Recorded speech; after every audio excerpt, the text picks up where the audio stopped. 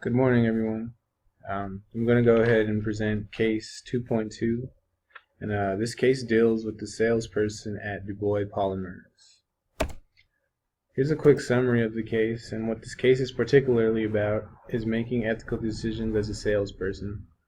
Betsy, the saleswoman at Dubois, finds herself in an ethical dilemma with her biggest customer, Mitch Thompson.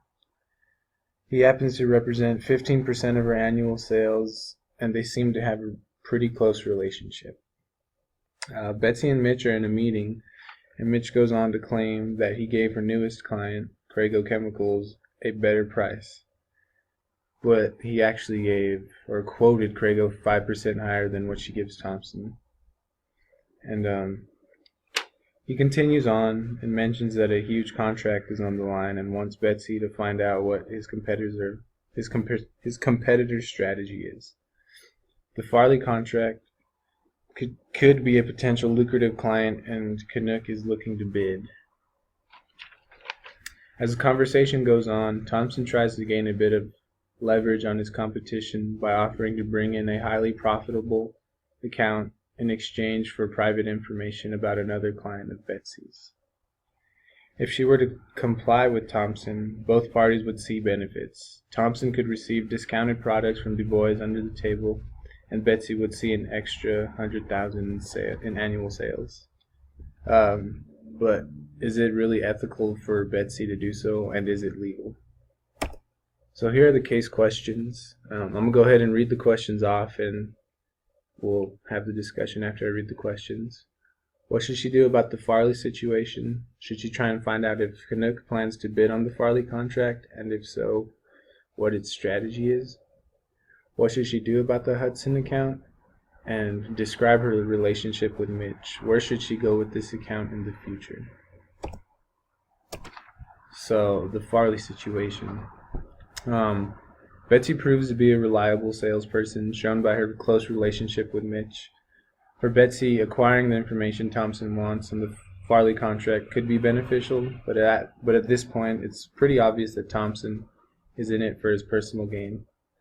I believe Betsy should keep herself out of this one and stick to her own business. I mean, she really has no reason to worry about what the competition is doing. I mean, it wouldn't be ethical either for her to go snooping around and trying to find out what the other company's strategy is, although it would probably benefit her, just to give her a little idea of what she might want to do. And I think if Farley were to find out if she was looking into another business's strategies, they may find her to be the opposite of who she truly is. The Hudson account. Risking her reputation as well as her career to gain a lucrative client isn't worth the gain, at least not in this context. The Hudson account may sound promising as well as profitable, but the way she would acquire it would go against all value she possesses and any ethical standpoints. A huge part of maintaining long-term relationships with customers relies on the salesperson's ethics and will to act legally. Divulging confidential information about another client's business would be highly unethical. Like, I got this straight from the book. Lack of integrity can deteriorate her already existing relationship with Mitch. He would lose the respect and trust he developed for her during their long-term relationships if she were to go ahead and exchange the information.